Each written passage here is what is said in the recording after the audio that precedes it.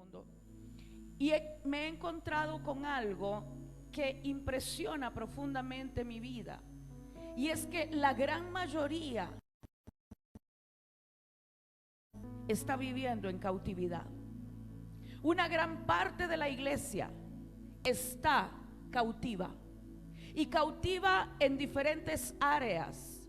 Y usted lo ve por la forma en que la gente vive, aún estando en Dios.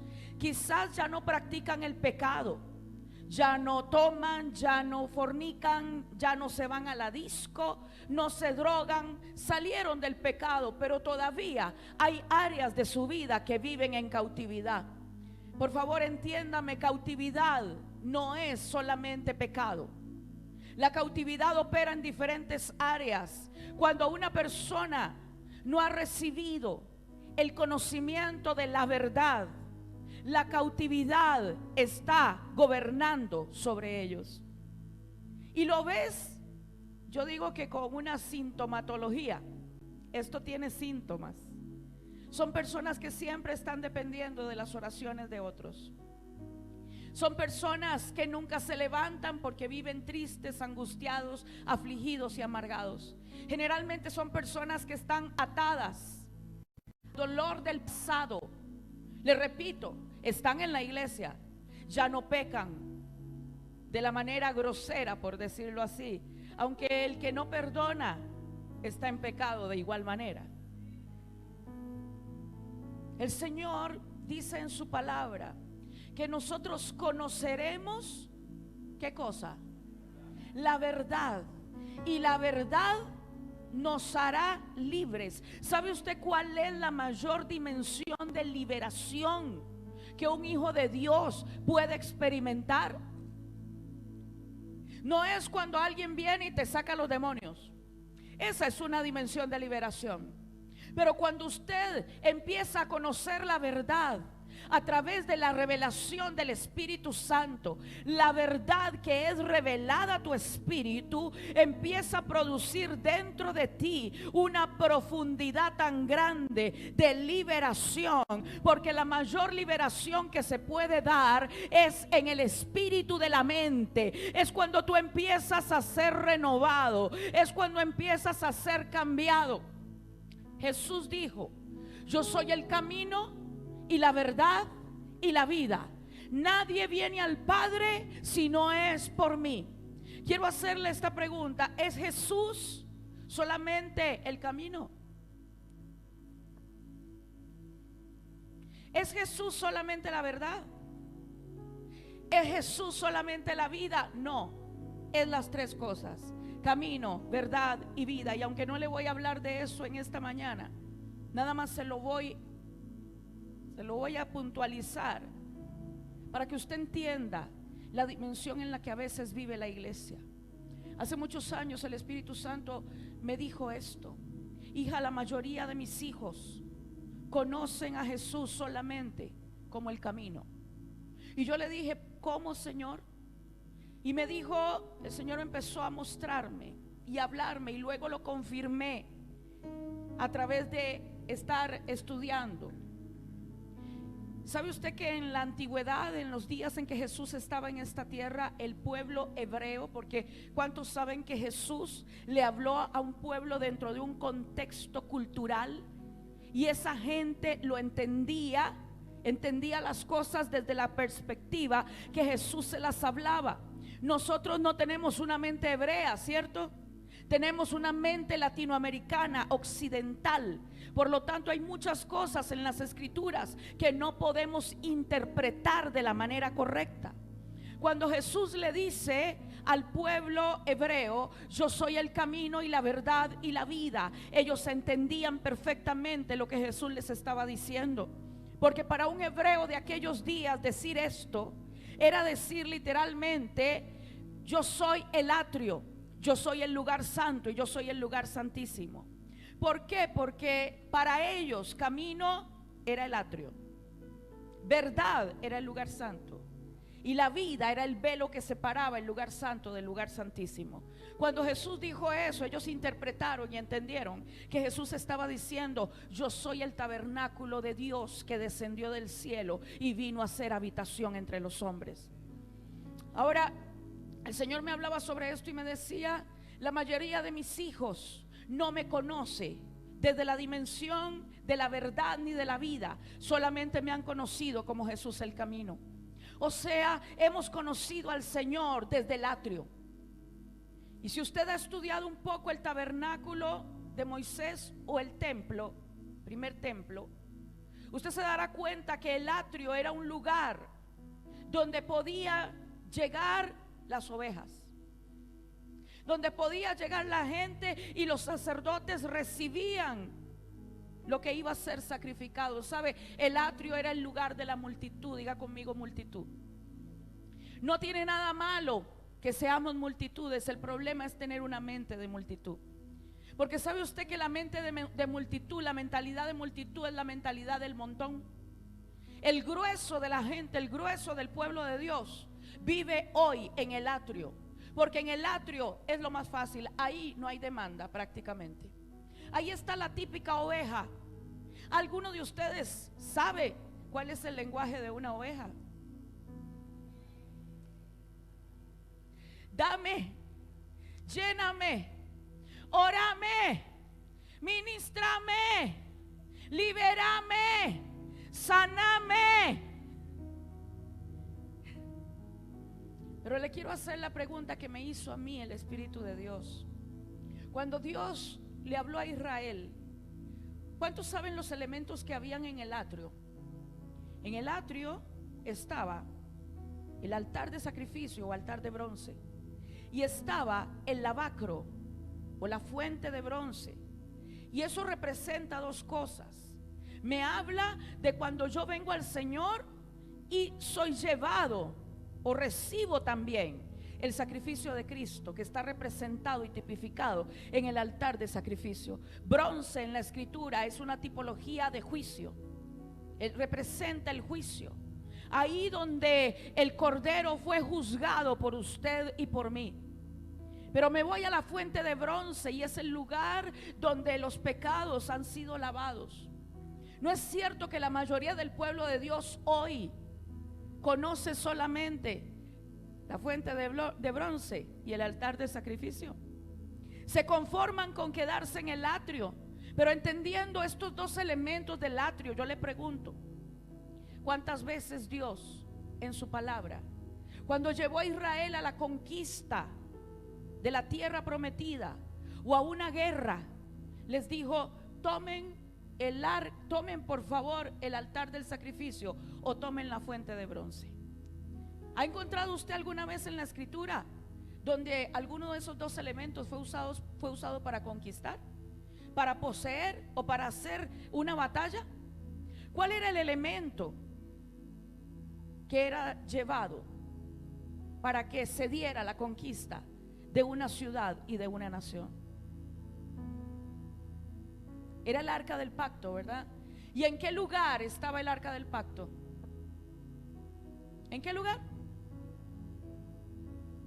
Ahora, si yo soy alguien que vive en atrio, ¿cómo podré ser usado para llevar el arca si todavía no he entrado ahí?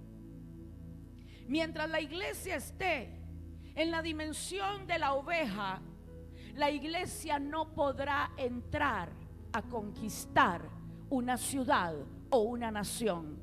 Porque le repito, Dios es un Dios de diseños. Y hay una transición que tiene que ser dada en la iglesia de Cristo.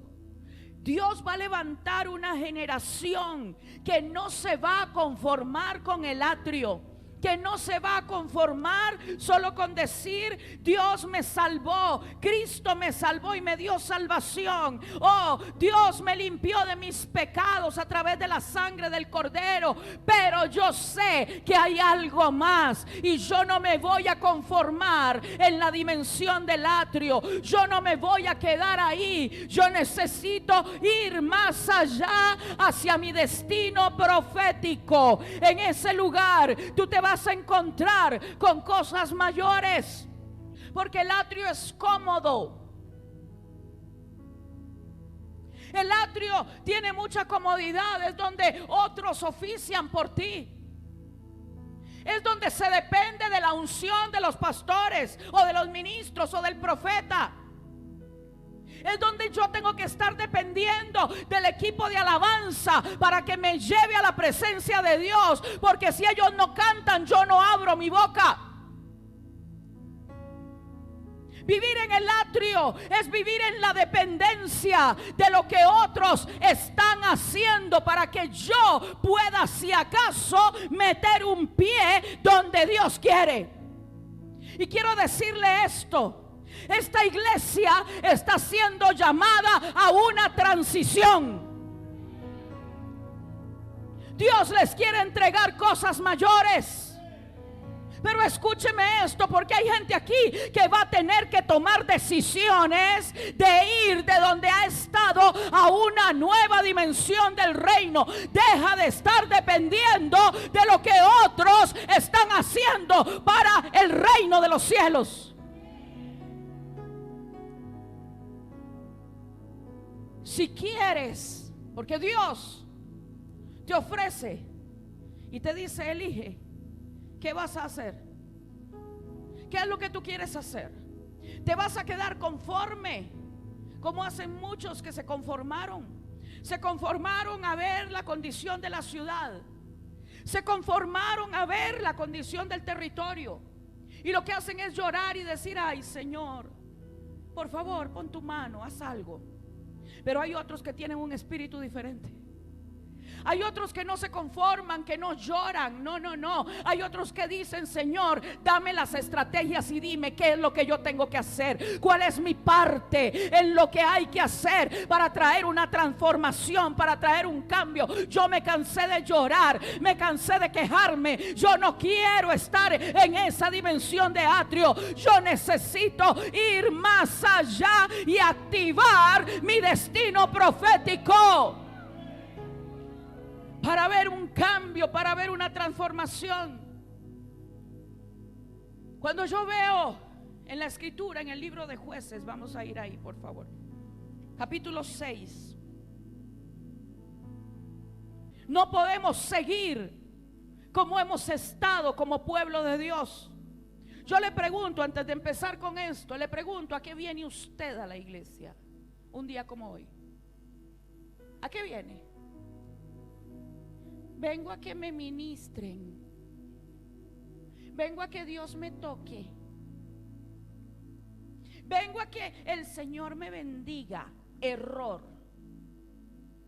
Tú tienes que venir aquí a ser empoderado, para ser activado en tu propósito, para que el resto de la semana no te la pases llorando cuando el diablo quiera venir contra ti, sino que conozcas un aspecto de tu enemigo que todavía no conoces, que le conozcas la espalda cuando tú te levantes y él tenga que salir huyendo delante de ti.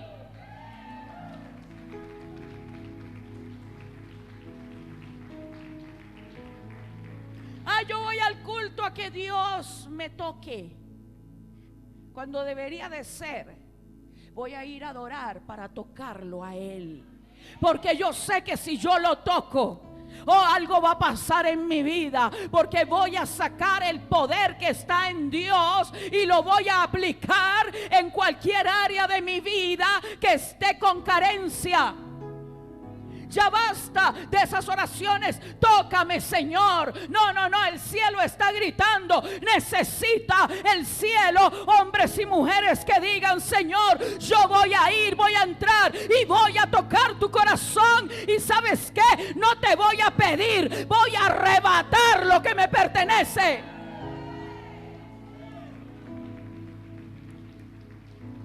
Dice la escritura en Jueces 6: los hijos de Israel hicieron lo malo ante los ojos del Señor, y el Señor los entregó en mano de Madián por 7 años.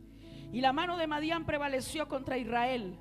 Y los hijos de Israel, por causa de los madianitas, se hicieron cuevas en los montes, cavernas y lugares fortificados. Pues sucedía que cuando Israel había sembrado, subían los madianitas y amalecitas y los hijos del oriente contra ellos, subían y los atacaban. Escuche, ¿en qué época del año subían los enemigos?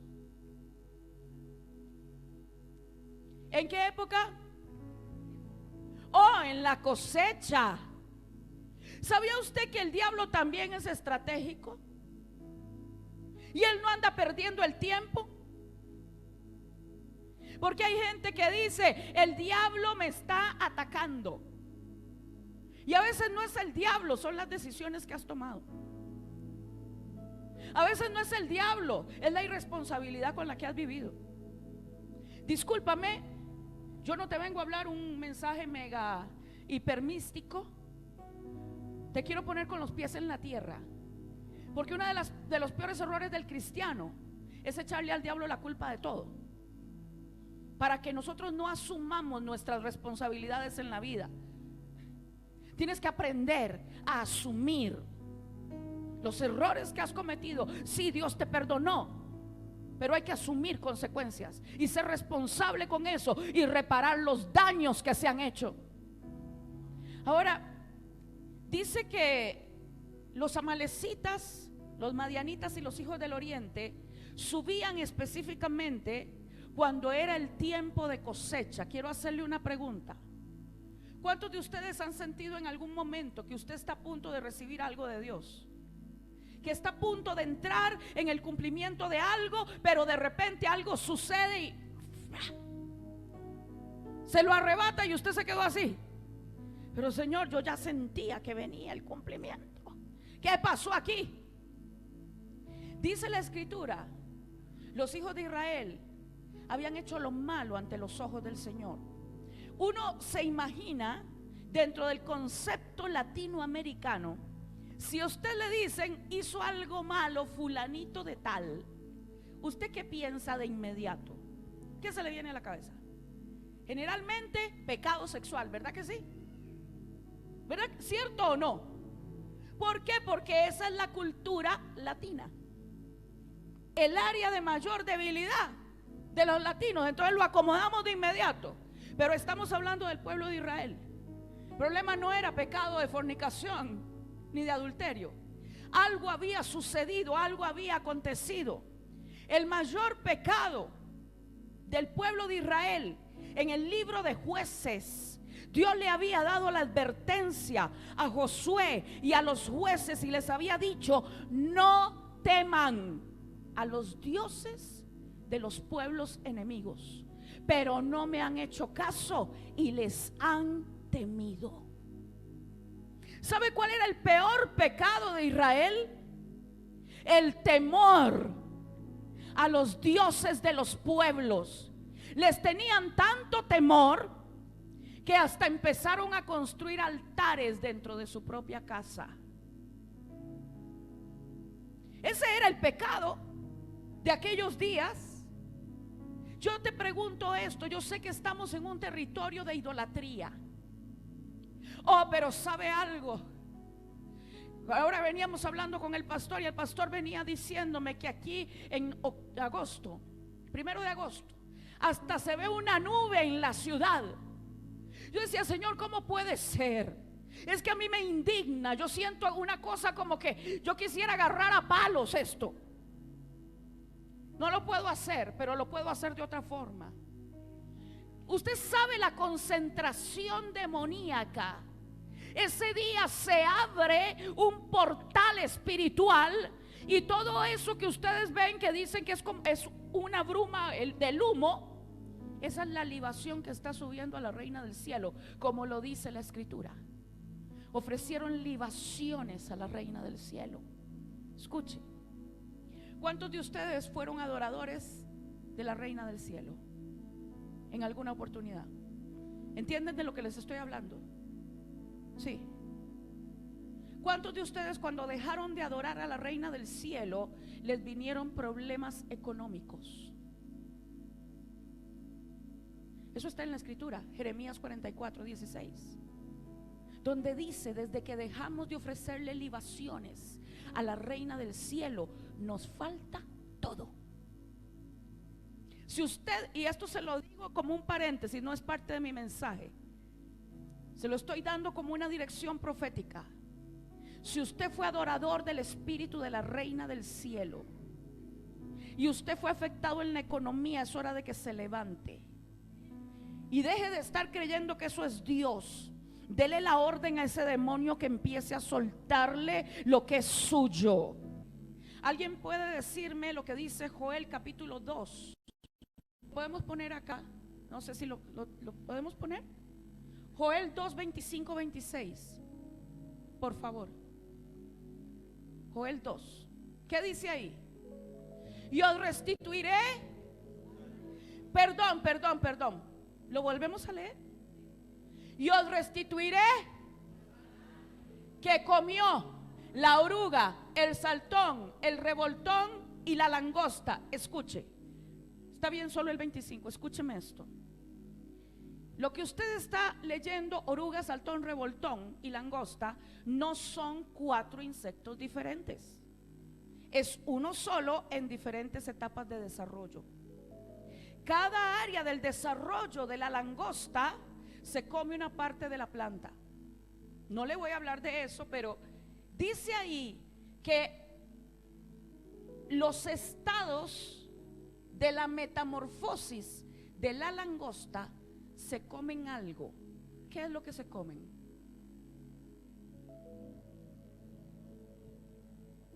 ¿Qué se comen? ¿Se comen qué? ¿Los qué? Ah, se comen los años.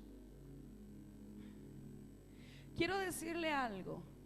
Sáquese de su mente eso que dice la gente del mundo. El tiempo no se recupera. Yo quiero decirle que la escritura dice que sí, porque Dios promete que va a devolvernos los años que comió la oruga, el saltón, el revoltón y la langosta. El gran ejército que fue enviado por Dios mismo, porque era necesario dar lecciones. Pero si tú perdiste años de tu vida, tú en Dios los puedes recuperar, y eso se da de una manera sobrenatural, porque cuando Dios te trae la restitución del tiempo, la restitución de los años, es como cuando Caleb había perdido la oportunidad de entrar a poseer la tierra prometida. ¿Sabe por qué?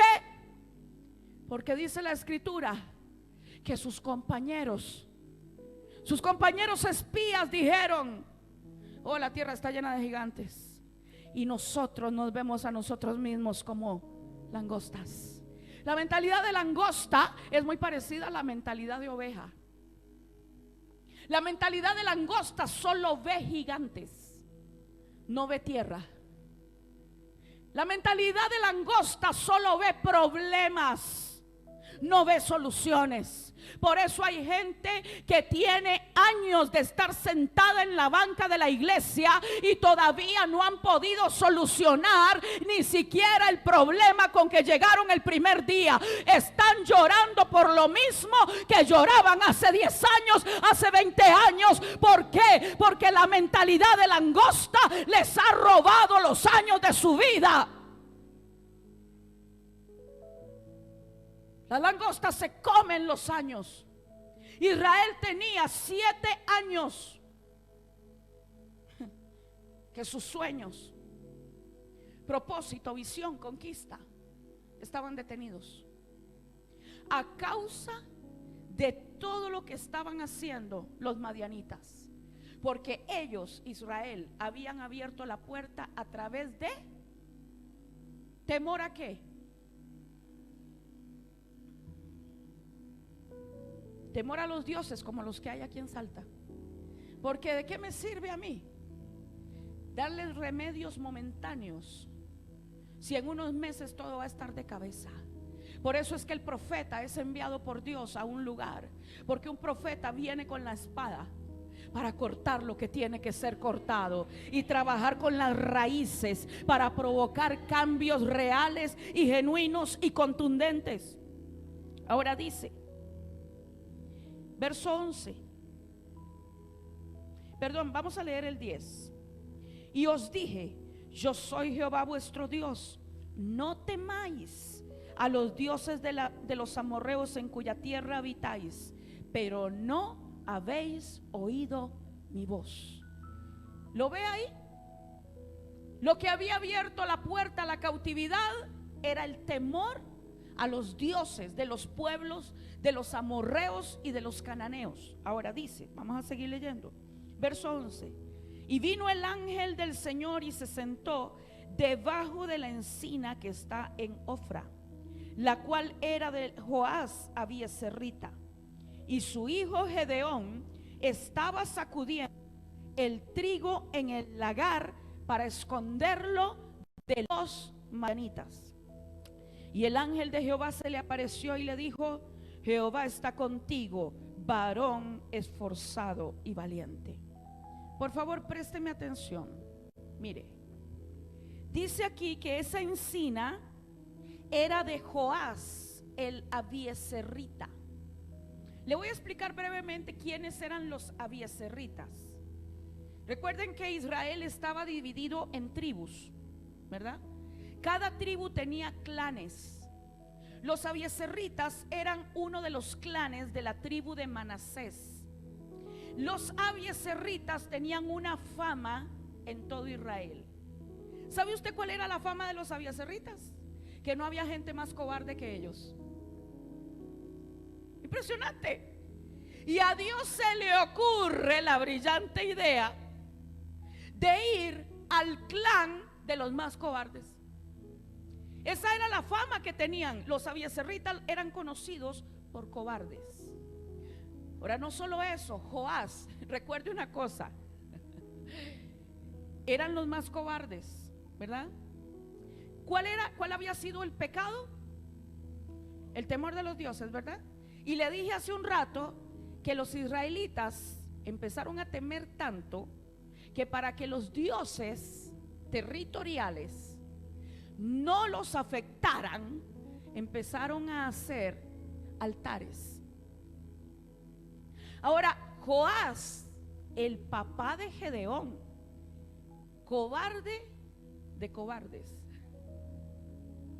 tuvo miedo y entonces dijo, yo voy a hacerme un altar a Baal y otro a Acera en el patio de mi casa y los voy a adorar y voy a dedicar mi ganado y ese toro, voy a dedicar ese toro, el segundo, porque el primero ya es para Dios. Escuche esto. Ellos tenían tal mezcla que pensaban que podían adorar a Dios y podían adorar a Baal. Así como a veces usted y yo pensamos que podemos adorar a Dios y tener otro diosecillo por ahí. Porque a veces los dioses que tenemos no son de madera ni de yeso, son los hijos. Es un trabajo, es un becerro de oro, o es lo que posees, porque tú adoras aquello en lo que confías. Y si tú confías en algo que no es Dios, ese se constituye en tu Dios. De hecho, la palabra Mamón, el Dios Mamón, ¿cuántos han leído del Dios Mamón? ¿Sabe lo que significa Dios Mamón? Mamón no es solo riqueza, significa confianza. Viene de la raíz hebrea confianza. No, tampoco voy a entrar en el tema. Entonces, el ángel viene y le dice, saluda a Gedeón: Jehová está contigo, varón esforzado y valiente. La mayoría de la gente dice, yo he escuchado muchos mensajes de esto, que Gedeón no era valiente. Pero quiero hacerle una pregunta: ¿a dónde estaba Gedeón? ¿Qué dice la escritura? Vamos a devolvernos. Devolvámonos, dice, no, devolverse. El anterior.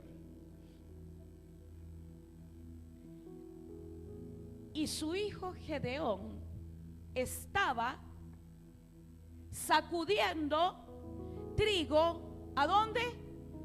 En el lagar. Me detengo aquí. ¿Para qué sirve el lagar? ¿Para qué es un lagar? ¿Qué es un lagar?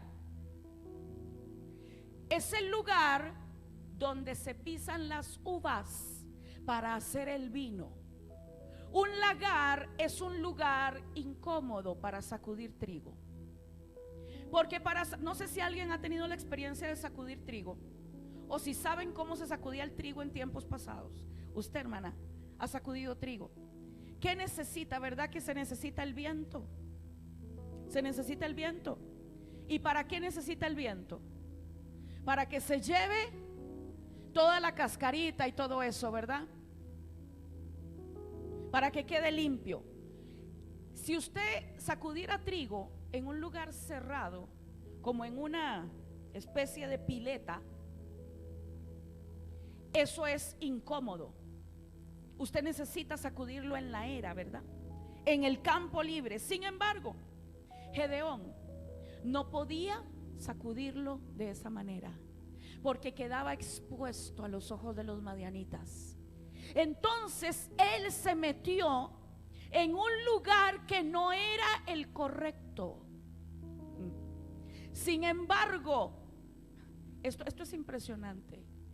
Sin embargo, él continuó fielmente haciendo su trabajo, a pesar de que no estaba haciéndolo en el lugar correcto. Y Dios, cuando va a llamar a gente que va a liberar una ciudad y una nación, no está buscando a aquellos que lo quieren fácil. Él llega a gente que sigue haciendo lo que tiene que hacer, aún en el lugar de su mayor dificultad, en el lugar donde todo es adverso. Pero ellos siguen sacudiendo el trigo, ellos siguen haciendo lo que tienen que hacer. Ellos no esperan la comodidad de un campo abierto. A ellos no les importa si tienen que meterse a sacudir el trigo en el lagar, porque son gente esforzada y valiente.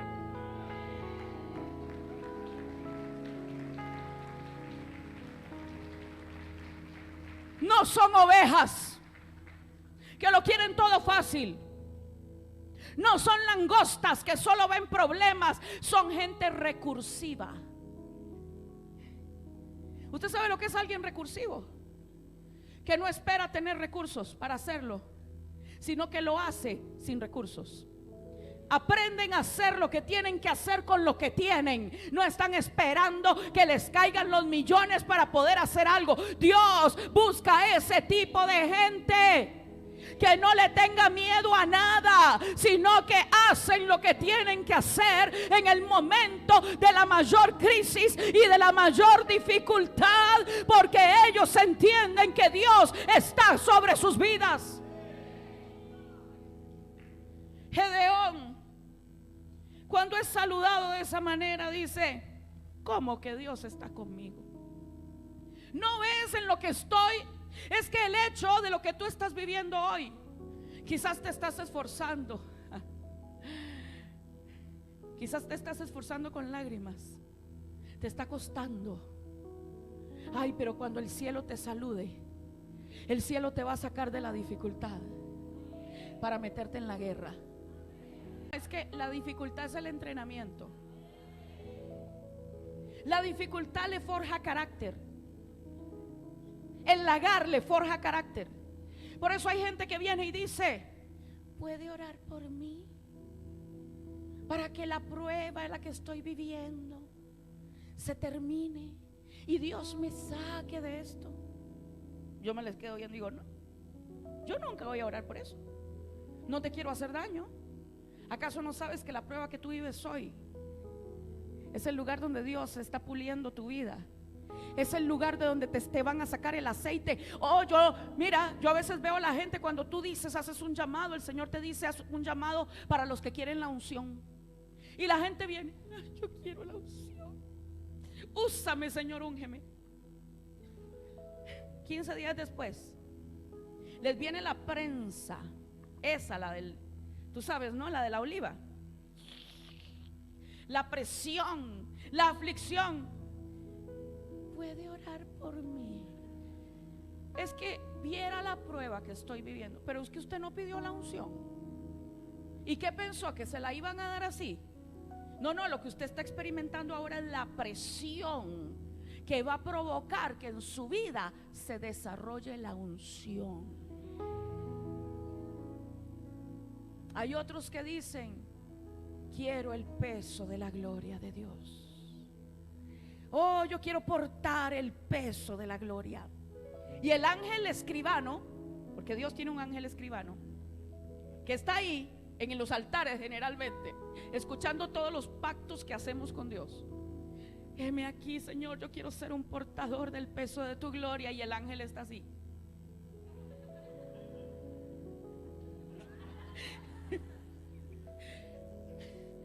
Pasan los días y le viene una tribulación al hermanito. Señor, ¿por qué? Si yo, Señor, te estoy buscando, ¿no te acuerdas el pacto que hice contigo? Y ahora esto. Sí, precisamente por el pacto estás así. Porque está escrito, esta leve tribulación momentánea produce en vosotros un cada vez y mayor peso de gloria, no mirando lo que se ve, porque no es permanente, es pasajero, sino mirando lo que no se ve, porque es eterno y permanece para siempre. Siempre Dios te dará un resultado de cada proceso que vivas. Dios es un Dios de resultados. Por eso yo a eso le llamo matemática. La matemática del reino siempre me lleva a tener un resultado. Un problema no es para llorar, es para solucionar. ¿Verdad que usted se vería ridículo? Imagínese usted en el colegio le ponen un problema de aritmética o matemática. Profesor, yo no sé qué hacer con esto. ¿Verdad que usted no hacía eso? ¿Usted no hace eso? ¿Qué hace usted con un problema? ¿Y por qué en la vida no lo hace? Y se va a buscar a los pastores para que se lo arreglen. Eso se llama copiar en un examen. Sigo con Gedeón. Entonces, dice la escritura, verso 14, y mirándole el Señor le dijo, ve con esta tu fuerza y salvarás a Israel de la mano de los madianitas. ¿No te envío yo? Entonces le respondió, Señor mío, ¿con qué salvaré yo a Israel? He aquí que mi familia es pobre en Manasés, y yo el menor de la casa de mi padre. No, es que Dios es espectacular. El clan de los más cobardes, de la familia más pobre de todo Manasés, y encima el hijo menor. Dios va y elige lo que no es para que sea. Mire, Satanás jamás hubiese pensado que Gedeón pudiera haber sido usado porque no cumplía ningún requisito. Yo quiero decirle algo, Dios va a levantar gente que no cumpla requisitos humanos, pero cumple los requisitos del cielo. Dios levanta gente que cumple requisitos celestiales, porque Dios no ve lo que ve el hombre. Dios no ve lo externo. Dios ve lo que la persona está dispuesta a que Dios trabaje con ella en su corazón. No es por lo que se ve humanamente, es por lo que Dios ve en el corazón. Ahora dice, Jehová le dijo, ciertamente yo estaré contigo y derrotarás a los madianitas como a un solo hombre. Y él respondió, yo te ruego que si he hallado gracia delante de ti, me des señal de que tú has hablado conmigo. Te ruego que no te vayas de aquí hasta que vuelva a ti y saque mi ofrenda y la ponga delante de ti. Y él respondió, ¿lo puede leer, por favor? No, devuélvanse. Y él respondió, léalo otra vez. ¿Quién iba a esperar? ¡Wow! El hombre que dejó a Dios esperando en el altar. ¿Sabe qué me decía el Señor? Me dijo esto: hija, yo todavía estoy esperando a muchos que un día prometieron algo y me dejaron esperándolos en el altar. Por eso no he podido soltarles lo que quiero soltarles, porque hasta que no vengan y cumplan lo que me dijeron, yo no podré soltarles la siguiente dimensión. Un altar es un lugar peligroso, porque si tú te comprometes con Dios o con tus pastores, ay, yo no sé por qué estoy diciendo eso. ¿Ha visto usted gente? Claro, aquí en Argentina y en Salta no pasa. Contigo hasta el final. A la semana siguiente no están, ¿cierto? Comprometidos. Pastor, me comprometo con esto, me comprometo con lo otro. Usted no se está comprometiendo con el hombre, se está comprometiendo con el Señor. Gedeón le dice: espérame a que yo vaya y prepare mi ofrenda. Quiero que analicemos un momento la ofrenda de Gedeón, porque dejar a Dios esperando en el altar, no crea que fueron 5 minutos. Para preparar lo que Gedeón preparó, conforme a la costumbre, se llevó mucho tiempo. Vamos a ver, dice: y entrando Gedeón preparó un cabrito y panes sin levadura de un efa de harina. Puso la carne en un canastillo y el caldo en una olla, y sacándolo se lo presentó debajo de aquella encina. El cabrito tenía que ser desangrado totalmente. ¿Cuánto tarda un cabrito en desangrarse totalmente? ¿Cuánto? Todo un día, ¿verdad que sí? Todo un día. Y el ángel del Señor. Ahora, para que Gedeón tuviese un efa de harina, la medida aproximada de un efa de harina son 37 kilos. 37 kilos. ¿Cuánto pan se puede hornear con 37 kilos de harina? Ahora, analice. Amasar. Yo no sé hacer pan, entonces yo no puedo calcular. Pero ¿alguien sabe hacer pan? ¿Tú sabes hacer pan, hermana? ¿Sí? ¿Quién sabe hacer pan? ¿Sí? Allá, ok. 37 kilos. ¿Cuánto costará amasar eso? Lleva varios días. 37 kilos. Y para hornearlo,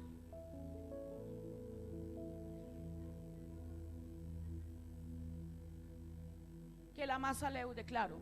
Imagínate nada más la cantidad de tiempo. Ahora, para que Gedeón pudiese tener esa harina, ¿cuántas horas habrá invertido? Porque recuerde, él sacudía el trigo en el lagar. Sacudir el trigo, molerlo, preparar un efa, 37 litros o kilos, perdón. Quiero hacerle una pregunta. ¿Hasta qué punto se esfuerza usted cuando le trae su ofrenda a Dios?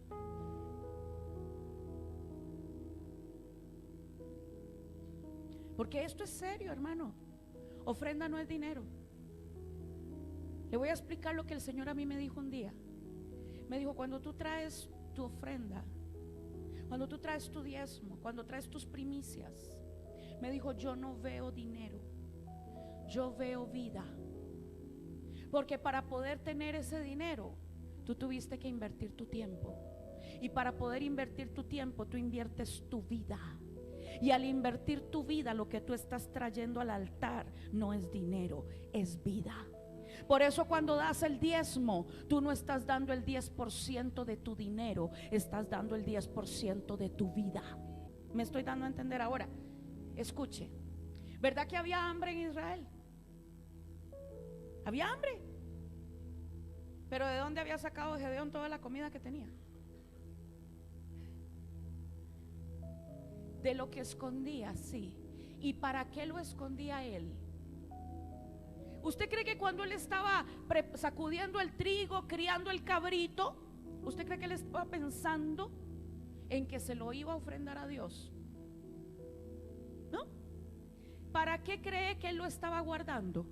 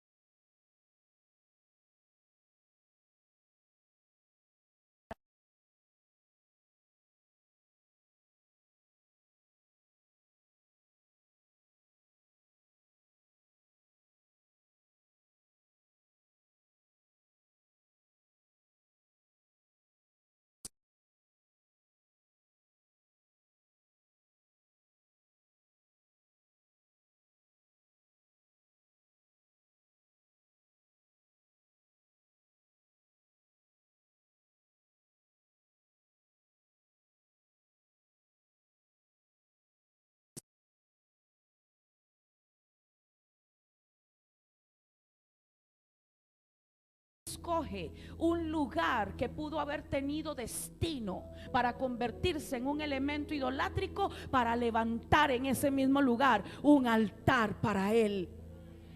Eso es tremendo. Pero se necesita alguien que entienda esto. Ahora dice, entonces el ángel de Dios le dijo: toma la carne y los panes sin levadura y ponlo sobre esta peña y vierte el caldo. Hermanos queridos, había hambre, había necesidad, y el ángel de Dios le dice: pon todo ahí, y después la sopita que te quedó tan buena no te la vas a tomar. ¿Se puede imaginar si hubieran estado los discípulos de Jesús ahí? Como cuando la mujer vino y quebró el frasco de alabastro. ¿Qué desperdicio es este?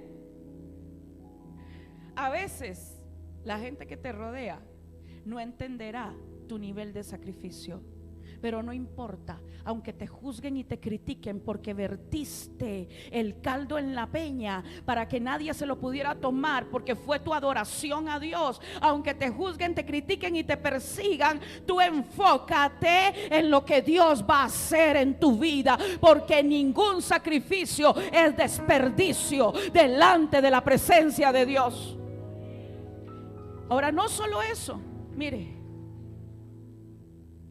Y extendió el ángel de Jehová el báculo que tenía en su mano. Tocó con la punta la carne y los panes sin levadura. Mira, yo sé que lo vemos así, decimos: wow, qué tremendo, qué lindo. Salió fuego de la peña. O sea, ni siquiera fue que vino fuego del cielo. La misma peña sacó fuego. Pero dice: el cual consumió la carne y los panes sin levadura. O sea, el esfuerzo de Gedeón, del tiempo del cabrito, desde que nació, el cuidado, la alimentación, preparar, sembrar la semilla para poder cosechar el trigo, hacer la harina y después los panes. Ese esfuerzo, ¿en qué quedó? ¿En qué se convirtió el esfuerzo? Si usted no está dispuesto a que Dios le convierta en ceniza el esfuerzo que usted ha hecho, usted no está listo para entrar en la siguiente dimensión. No se preocupe. Y el Señor hace así, ¡push!, y le quemó todo. ¿Alguien aquí ha pasado por eso? Yo sí, a mí me han quemado el esfuerzo de años y quedaron cenizas. Pero ese fue el altar que me dio la legalidad para poder entrar en otra dimensión. Ese fue el primer altar que me dio la legalidad para poder entrar en un segundo altar, que luego me llevó a un tercer altar. La gente que es llamada con autoridad para levantar altares al Dios viviente no son los acomodados, son aquellos a los que la vida, las circunstancias y el Dios de los cielos le quemaron la vida, le quemaron los esfuerzos y le quemaron todo para poder llevarlos a la dimensión del reino que el Padre necesita que tú puedas desatar.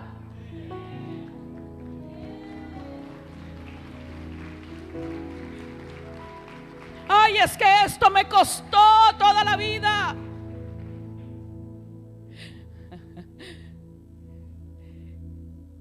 Cuando tú has vivido procesos en Dios, ya no te aferras a nada, porque en cualquier momento te lo piden. Y Dios es tan maravilloso que envía a su ángel y usted, wow, qué lindo el ángel del Señor. Pero usted no está viendo el báculo que trae en la mano, porque el báculo lo que va a hacer es quemarle todo lo que para usted era precioso, porque Dios quiere darte algo mayor que lo que antes tenía. ¿Sabe? Ese altar sacó a Gedeón de la limitación, porque él estaba limitado en el lagar, pero ya nunca más estaría en el lagar. Ya Dios le había quemado todo lo que el lagar representaba. No tenga por precioso lo que perdió, porque eso era lo que lo mantenía limitado. ¿Usted entiende? Le estoy hablando de matemática de reino. Hay gente que se aferra y no quiere perder. Pero es que si no pierdes, no ganas.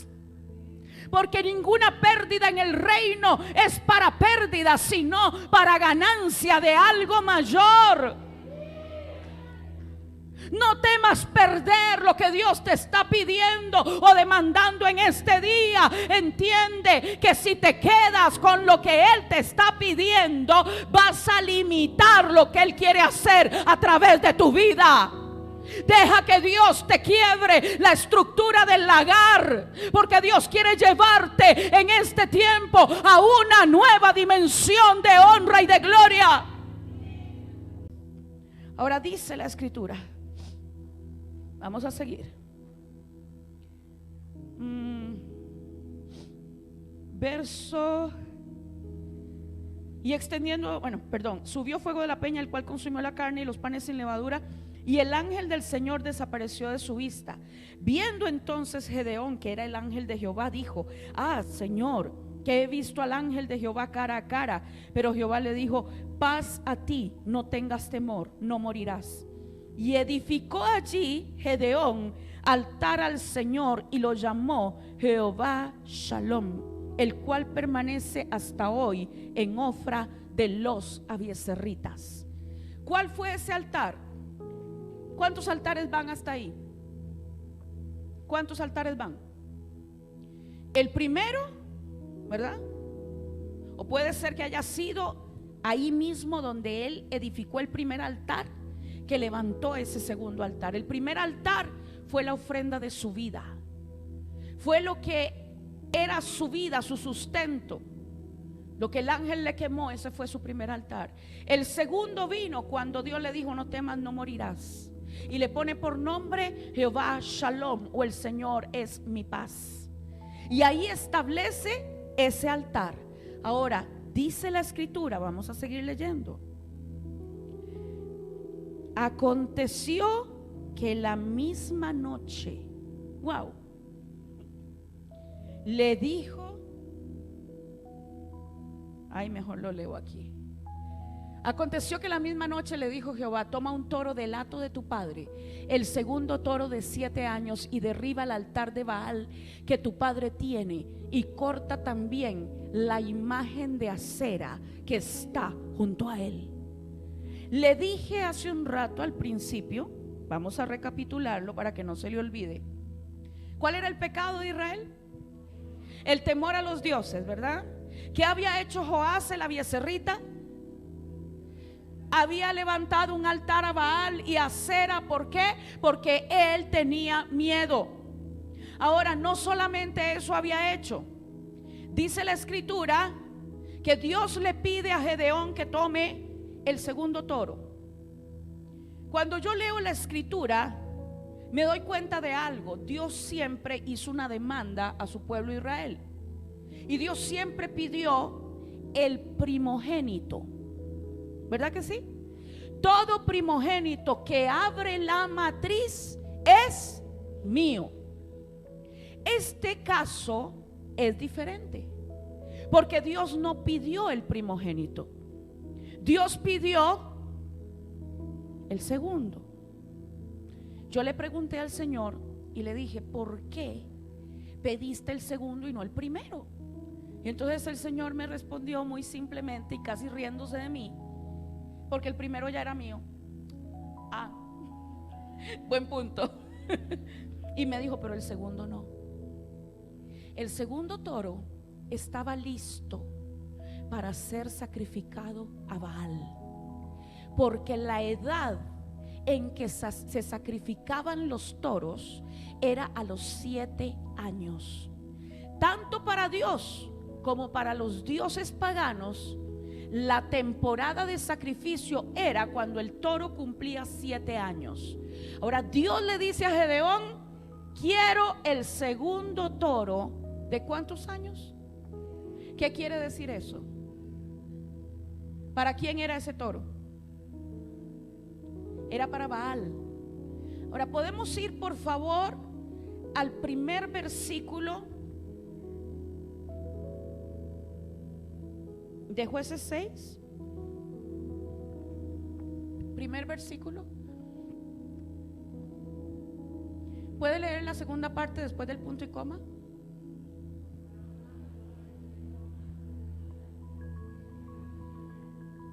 ¿Cuántos años? ¿Cuántos años tenía el toro? Hicieron lo malo. ¿Qué fue lo malo que hicieron? Temieron. ¿Y quién ofreció ofrenda por ese temor que tenía? El padre de Gedeón. Abrió la puerta para que se entronara una maldición en toda la nación. ¿Usted está entendiendo eso? Es impresionante, porque del mismo lugar donde nació la maldición, de ahí Dios escogió para traer el quebrantamiento de la maldición y activar la restitución sobre la nación. Ahora dice la escritura, volvamos por favor a donde estábamos.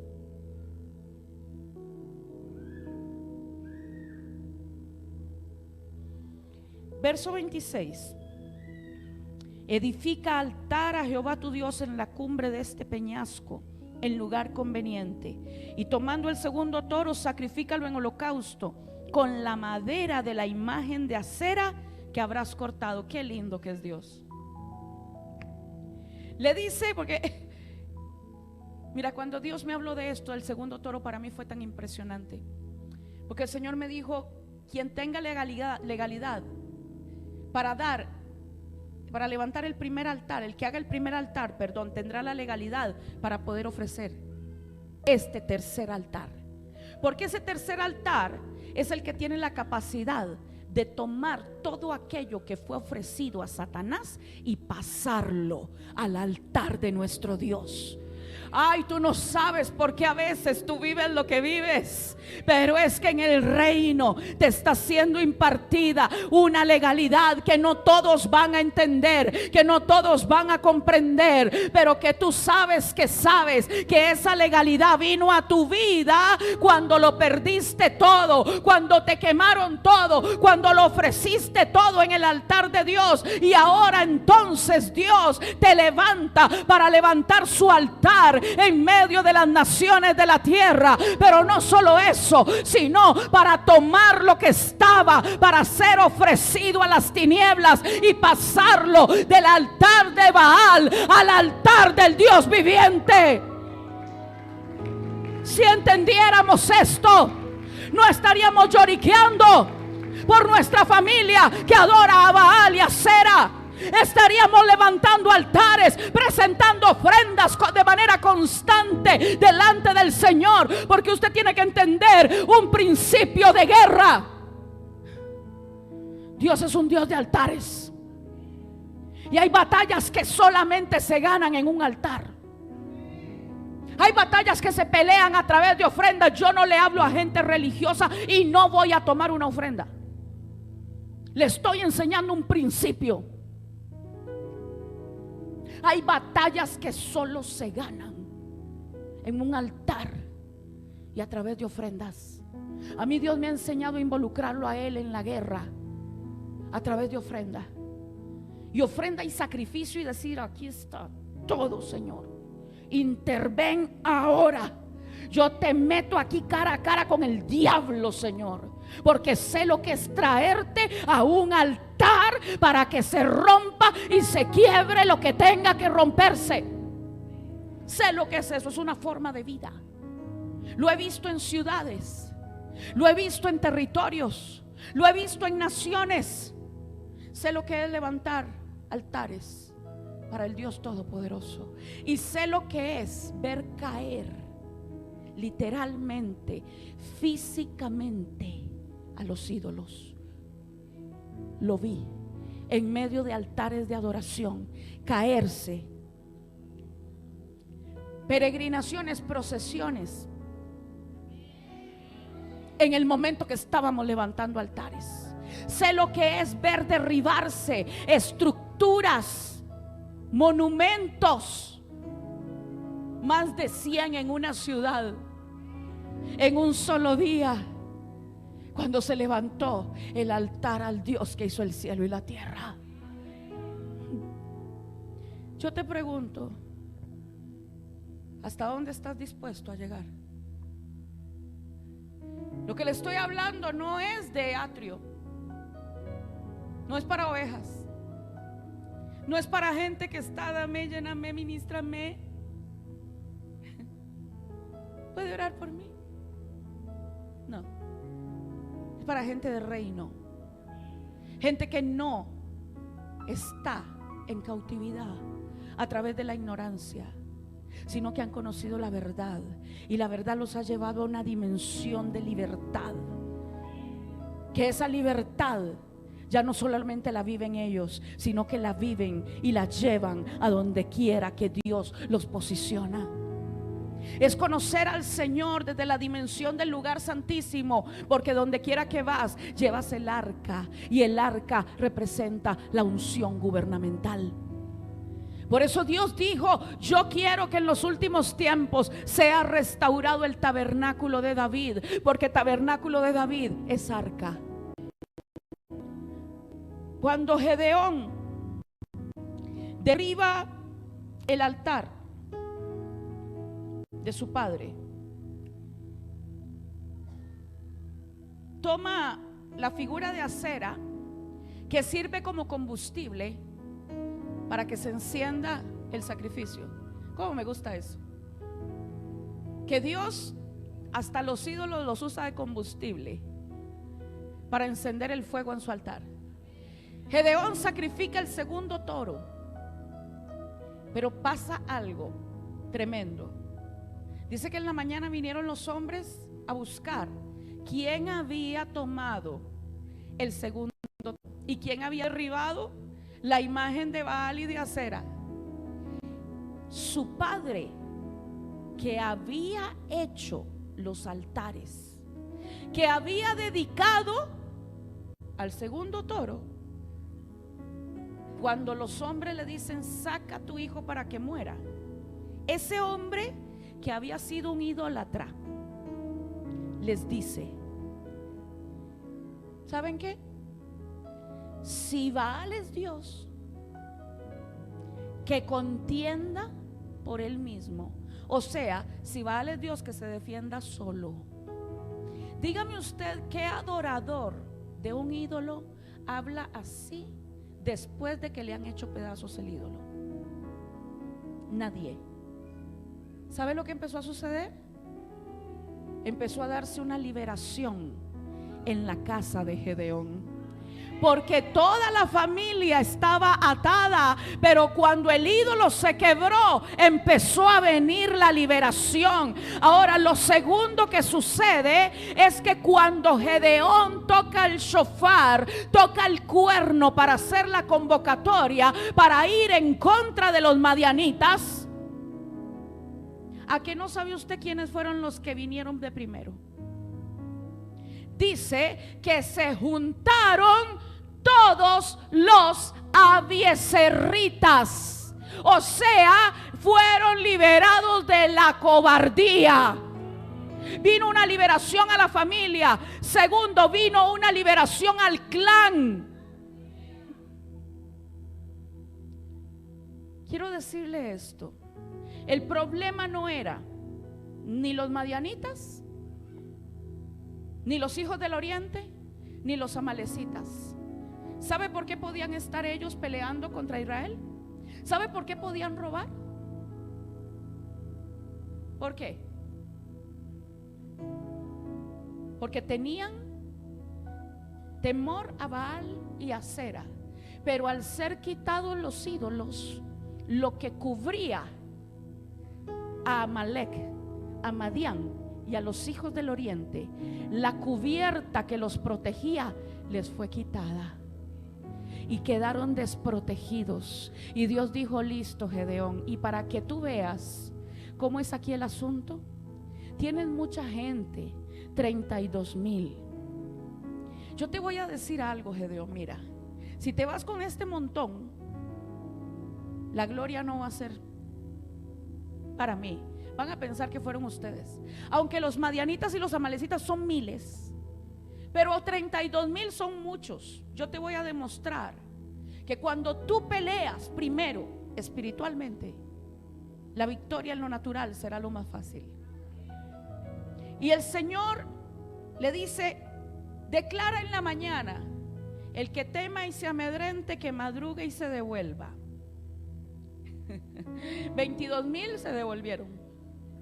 Quedaron 10,000 para enfrentar unos 200,000 soldados. Y Dios le dice: ¿sabes qué? Todavía son muchos. Llévamelos a las aguas y ahí te los voy a probar.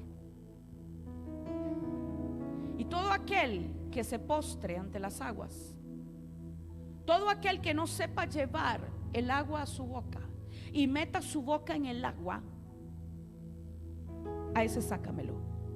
Porque el que mete la boca en el agua de la circunstancia no es apto para la guerra. Hay gente que sabe cómo procesar el agua de la dificultad y la toma, pero hay otros que se postran ante ella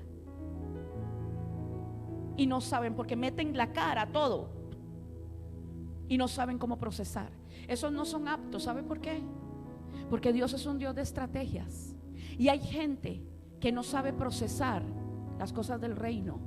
Y si usted va con esa gente a la batalla, esa gente, cuando Dios le diga: mire, usted va a enfrentar a 200,000 con una antorcha y un cántaro, esos le van a decir: pero no, ¿cómo va a ser eso? Nos van a hacer picadillo. Es que debería de ser de esta y esta forma, así bien estructurado y bien lindo. Yo por eso no salgo con cualquiera a la batalla, porque gente estructurada no sirve en la guerra. Y entonces Dios le deja 300 hombres. Y le dice el Señor: vas a entrar cuando sea de noche. Y uno dice: wow, qué estrategia más tremenda. Pero cuando Dios le dice: vas a entrar de noche, pero con las antorchas encendidas, o sea, para que nadie los vea. Estamos hablando de un campamento de miles y 300 con una antorcha y un cántaro. Usted puede entender eso. Y encima Dios les dice: enciendan la antorcha. Cuando quiebren el cántaro, en ese momento yo les voy a dar la victoria.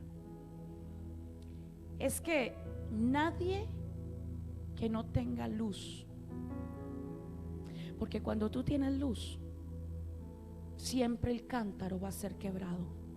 El cántaro es tu vida, pero la luz va a prevalecer. El que tiene cántaro con antorcha apagada no funciona. Pero el que tiene cántaro con antorcha encendida, el cántaro cuando se quiebre, o sea, tu vida cuando se quiebre, será en el momento donde la antorcha, la luz, brillará en la mayor dimensión y Dios entregará a tus enemigos en tu mano. Pero entiende esto: para que llegues ahí, primero habrás tenido que pasar por todo lo anterior. Yo sé que Dios desea provocar algo en este territorio, en esta provincia, y anda buscando a Gedeón, gente que está dispuesta a hacer lo que tenga que hacer con tal de ver lo que Dios quiere hacer en su ciudad, en su territorio y en su nación. Yo sé, porque antes de venir para acá la semana pasada, el Señor nos estuvo hablando sobre Argentina, de lo que Dios va a hacer en esta nación. Dios empezó una obra maravillosa hace muchos años atrás, donde fueron levantados tremendos ministerios en el área evangelística, que han llevado redención y salvación a las naciones. Pero la ola de esta temporada será una ola apostólica, profética, que llevará redención desde Argentina al mundo entero. Y muchos vendrán a esta nación a encender sus antorchas y a quebrar sus cántaros para traer libertad sobre muchos lugares de la tierra. La pregunta para ustedes, porque hoy estamos en Salta y estoy en la iglesia Esmirna y usted está aquí conmigo, quiero preguntarle: ¿cree usted que Dios me trajo simplemente para que le endulce sus oídos con un lindo mensaje? ¿Por qué usted y no otro está aquí? Porque es necesario que usted escuche esto, porque el Señor está haciéndoles un reto. ¿Van a seguir tolerando que el diablo se pase? ¿Que le siga subiendo el humito a la reina del cielo? Empiece a soñar. Que venga gente de diferentes partes del mundo a levantar altar al Dios que hizo el cielo y la tierra. Quizás han sido procesados y han estado siendo procesados en diferentes áreas, muchos de ustedes. Entienda el por qué y el para qué. Y si sufrió pérdida, dele gracias. Dé gracias a Dios por cada pérdida que usted tuvo en su vida, porque eso le dio una legalidad. Creo en que Dios usa gente procesada para hacer grandes cosas en el reino. Ayer lo dije, a Isaac no le costó nada. Por eso uno no ve las grandes obras de Isaac. Pero a su padre le costó todo. Le costó su tierra, le costó su familia, le costó años de peregrinación, le costó su comodidad, le costó todo. A veces queremos ser como Isaac y pocos como Abraham y menos como Jacob. Pero recuerde esto: Dios siempre dice: el pacto que hice con mi siervo Abraham. Y Dios no le cambió a Isaac el nombre para ponerle a Israel, se lo cambió a Jacob. Es como que Isaac fue como: saltémonos, ¿verdad? Lo mantengo porque es el hijo de Abraham y es hijo de la promesa. Pero mi pacto es con Abraham y el nombre de nación no lo tiene Isaac. El nombre de nación lo tiene Jacob. Yo soy creador tuyo. oh Jacob, pero soy formador tuyo, oh Israel. Es la misma persona, pero dos dimensiones de lo que es Dios: creador y formador. Así que si el Señor ha estado formando, dé gracias al Espíritu Santo. Póngase de pie, por favor.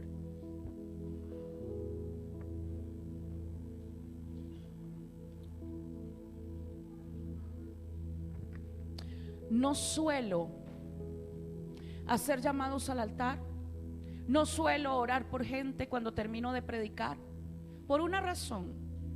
Lo hacía hace mucho tiempo, hasta que un día me di cuenta que a la gente, después de escuchar un mensaje de revelación como este, todavía están queriendo la mano del hombre sobre sus cabezas.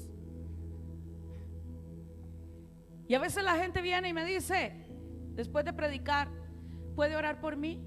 Y yo les pregunto, ¿y dónde estuvo usted? No, ahí sentado. O sea que usted piensa que mi oración puede ser mejor que la palabra que Dios ha desatado y que tiene poder para transformar su vida.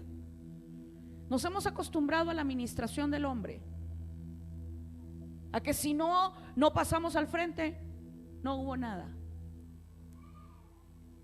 Si tú no puedes recibir lo que Dios quiere darte a través de la luz de la palabra, difícilmente vas a poder salir de donde estás a través de una oración de una persona. Levante sus manos al Señor.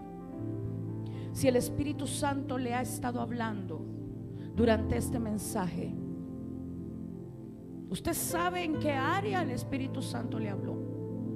Usted sabe qué cosa tocó Dios, qué dirección le trajo. Y yo quiero que conforme a eso que Dios le habló, usted hable con Él. Entre en comunión. Entre en comunión con el Espíritu Santo. Hable con el Padre.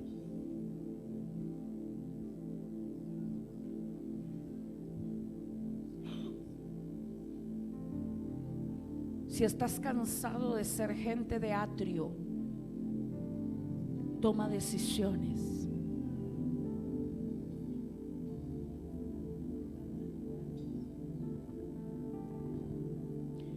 No quiero ser oveja, Señor. Yo necesito avanzar. Necesito ir a nuevas dimensiones en ti.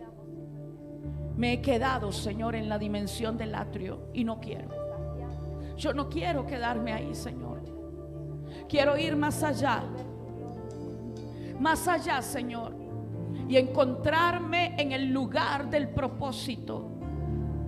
Quiero ir más allá, Señor, en el conocimiento de tu persona. Introdúceme, Espíritu Santo, en este día. Yo tomo la decisión. Yo no quiero seguir siendo gente de atrio.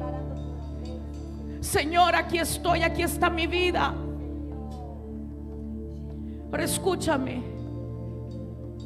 Si tú has entendido este mensaje y no tienes miedo, no tienes miedo, y estás dispuesto a ir al altar de Dios una y otra vez, y que pase lo que pase, díselo al Señor.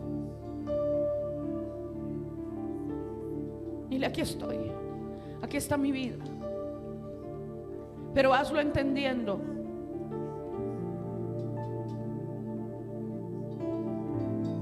hazlo entendiendo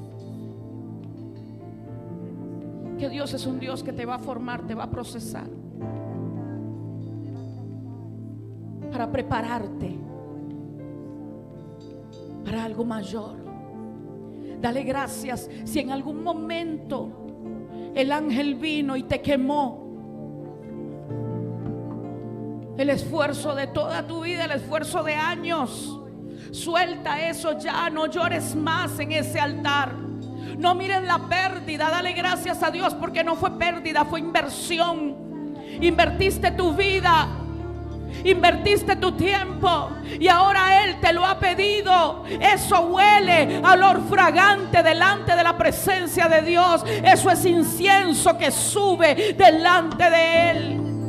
No te quedes detenido llorando por la pérdida que tuviste. Sabe, hay gente aquí, me muestra el Señor, que el Señor extendió su báculo y muchas cosas fueron quemadas. El esfuerzo de años, sea ministerial, sea donde sea, en cualquier área, se quemó, pareciera que se perdió. Y el Señor te dice: no llores más viendo las cenizas. No llores más viendo la pérdida. Levántate y camina. No te quedes lamentándote por lo que se perdió, porque no se perdió. Simplemente fue pasado de la dimensión natural a la dimensión del Espíritu. Y todo tu esfuerzo yo lo recibí como olor grato. Ahora te entrego la legalidad para poder trasladar aquello que ha sido entregado al enemigo y pasarlo del altar de las tinieblas y de Baal a mi altar. Yo te entrego la legalidad de la unción de la redención.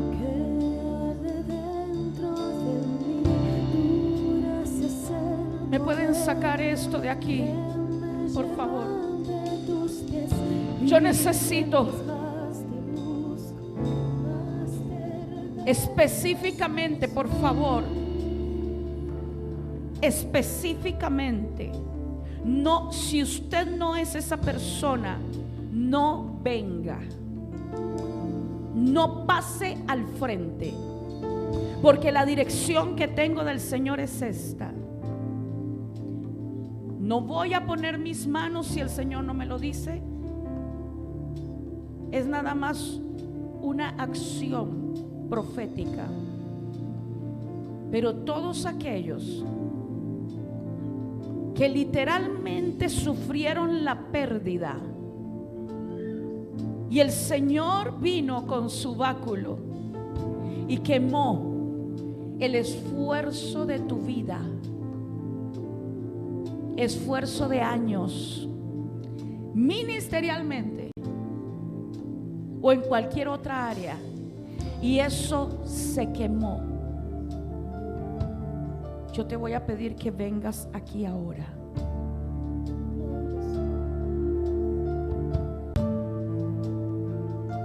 No fue el diablo, fue Dios.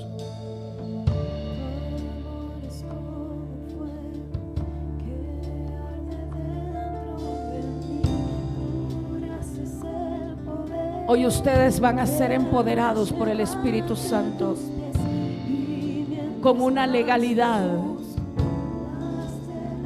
Una legalidad.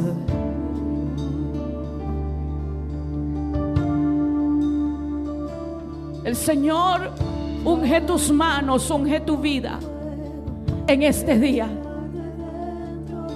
Te entrega autoridad para que todo lo que fue dedicado y consagrado al enemigo sea cambiado del altar de Baal al altar del Dios viviente. Levante sus manos, por favor. Despídase de esas cenizas. Quizás usted no lo había entendido. Usted se esforzó, trabajó, oró, ayunó, hizo todo lo que tenía que hacer. Estuvo incomodado en el lagar. Hoy el Señor te pasa a una nueva dimensión. Te pasa a un nuevo tiempo. ciertamente olvidando lo que queda atrás. Ciclos se cierran hoy. Es el tiempo propicio, es el tiempo señalado. Pero el Señor te dice: no mires ese altar con tristeza, no llores más. Ofrécelo ahora delante del Señor. Vamos, levanta todo eso, todo ese esfuerzo, todo eso que te ha dolido. Levántalo ahora, levántalo ahora, levántalo y ofrécelo delante de la presencia del Rey.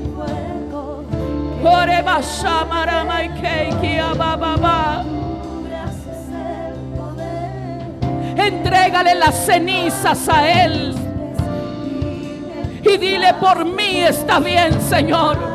Está bien conmigo, está bien con mi alma, está bien, perfecto. Lo que hiciste quemar, gloria a tu nombre. Yo te adoro, yo te exalto, Señor.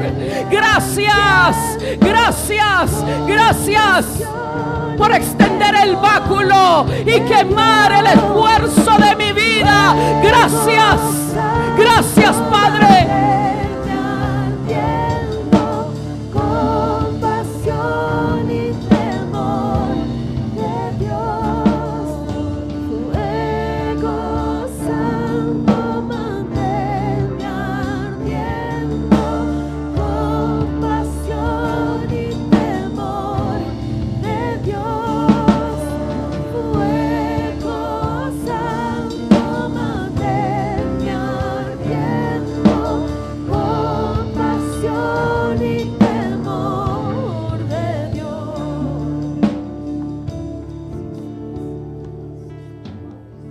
No mires más eso como una pérdida.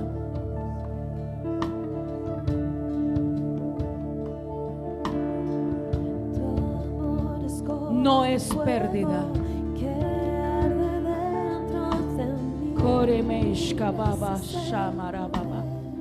Muy suave, por favor. Muy suave. Muy suave, por favor.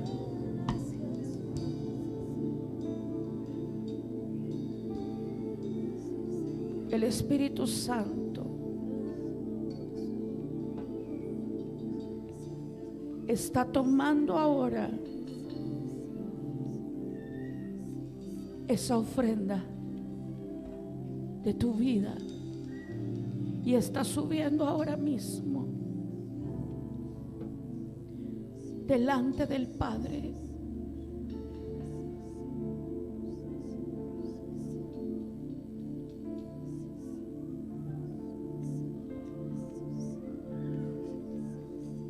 Está subiendo.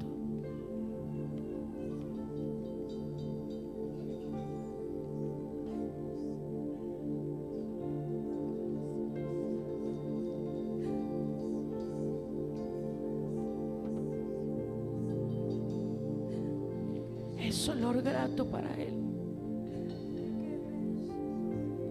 Es olor fragante para Él.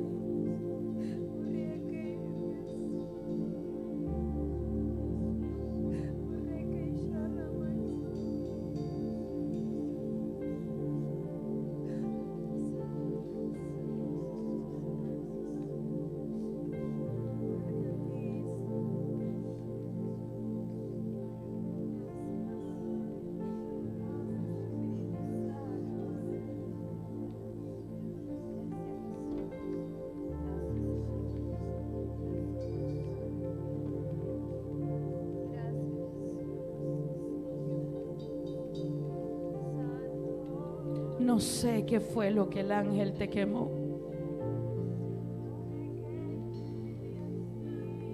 Tu ministerio, tu negocio,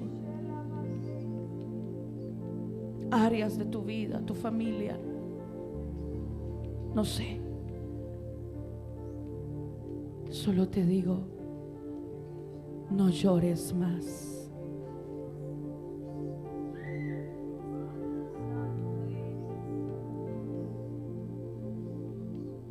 no llores más.